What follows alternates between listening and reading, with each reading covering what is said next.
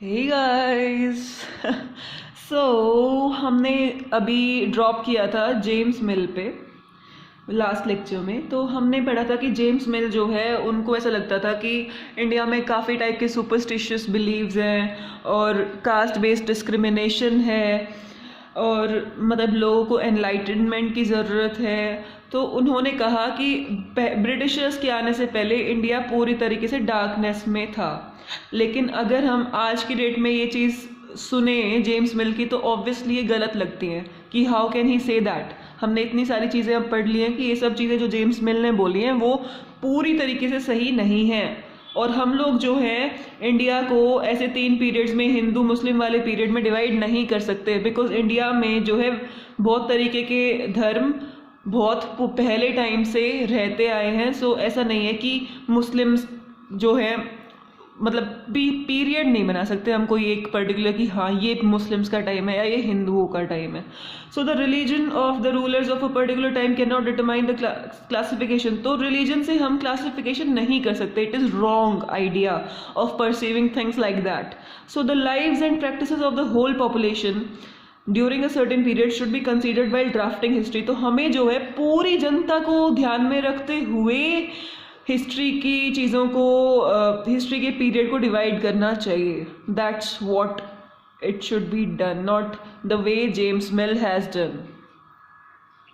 Now guys हम लोग periodization करेंगे इंडियन हिस्ट्री का एंशियंट, मिडिवल और मॉडर्न में। Like you are studying right now 8th class history which is modern history. So many historians divide Indian history into ancient, तो इसमें divide कर रखा है। तो ये जो पीरियडाइजेशन है, ये डिवीजन है, हमने कहाँ से लिया है? वेस्ट से। वेस्ट से मतलब यूरोपियंस से लिया है। तो इससे क्या पता चलता है कि ट्रांजिशन फेज की चेंजिंग फेज पता चलता है सोसाइटी का एंशियंट टाइम से मॉडर्न पीरियड के बीच में कैसे कैसे चेंजेस आए हैं। दिस डिवीजन इसकी अपनी डिसएडवांटेजेस हैं। क्या डिसएडवांटेजेस हैं कि वेस्ट में जो मिडिवल पीरियड है उसमें क्या दिखा रखा है कि लोगों में इग्नोरेंस है, लोगों को पता नहीं है, समझ नहीं है, सुपरस्टिशियस बिलीव्स हैं, फ्यूडलिज्म है, टायरनी है। Feudalism and tyranny, this is your work to find it out what does it mean, and we will be discussing about it in next class. So on the other hand, modern period जो है signifies the spread of democracy, liberty and equality and the growth of reason.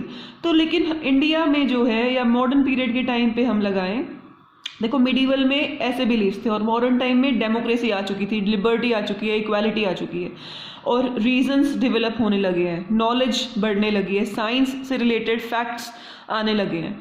So this does not hold true for India. लेकिन ये India के हिसाब से सही नहीं है, बिकॉज वो यूरोप में ऐसा हुआ था कि मॉडर्न टाइम में अलग सिनेरियो था, मिडिवल में अलग था, कैसे चेंजेस आए वो दिखते हैं, रिफ्लेक्ट हो रहे हैं। But in India the scene was different. Major developments in medieval India took place. अब में साइंस, मेडिसिन, इन सब की फील्ड्स में, इंजीनियरिंग, ट्रेड, नॉलेज, ये डेवलपमेंट्स इंडिया में मिडिवल टाइम में हो चुकी थी। जो यूरोपियन कंट्रीज में मॉडर्न टाइम पीरियड में हुई वो इंडिया में मिडिवल टाइम में हो चुकी थी। So according to few historians the establishment of British rule marks the beginning of modern period in India. अब गाइस कुछ हिस्टोरियंस के हिसाब से जो मॉडर्न पीरियड है इंडिया का वो कब शुरू हुआ? ब्रिटिशर्स जब आए तब शुरू हुआ। How ever equality, freedom, liberty जो है ब्रिटिशर्स के रूल के टाइम पे हमारे इंडिया में नहीं था। So the period was also not marked by economic growth और प्रोग्रेस। तो ना ही उस टाइम पे हमारी इकोनॉमिक ग्रोथ या कोई प्रोग्रेस हुई थी। So number of historians name the British period colonial. तो बहुत सारे हिस्टोरियंस ने क्या नाम दे दिया था ब्रिटिश वाले पीरियड को, इंडिया के ब्रिटिश वाले पीरियड को colonial period. Now guys we will be reading what colonial means. Colonial बोल तो दिया, इसका मतलब क्या होता है कि कॉलोनी जो है एक एरिया होता है और अ कंट्री कंट्रोल्ड फुल्ली और partially by another powerful country. Like Britishers हैं, ब्रिटिशर्स ने आके एक एरिया बनाया, तो नहीं सॉरी एक इंडिया में आए तो इंडिया पूरी कंट्री को कंट्रोल कर लिया तो कॉलोनी बना लिया अपनी। So India became British colony. तो इंडिया क्या बन गई? ब्रिटिश कॉलोनी बन गई।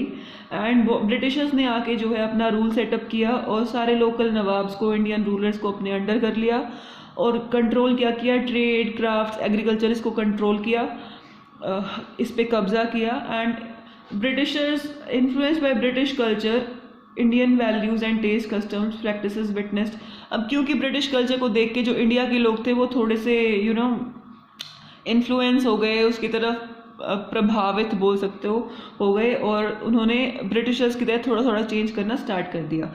सो जो ये प्रोसेस होता है बाय जिसमें एक कंट्री दूसरी कंट्री में जाके अपना रूल एस्टेब्लिश करती है, पॉलिटिकल रूप से, इकोनॉमिक रूप से, सोशल रूप से, कल्चरल रूप से, उसको हम बोलते हैं colonization. This is very important. Colony and colonization, you must be knowing what does it actually mean. And guys, this is the activity which I am leaving on you people. You people have to do this by yourself. Now I have done this, and this activity will be discussed in school, and this I'll discuss on WhatsApp. So take care. Bye bye. We'll meet in next lecture.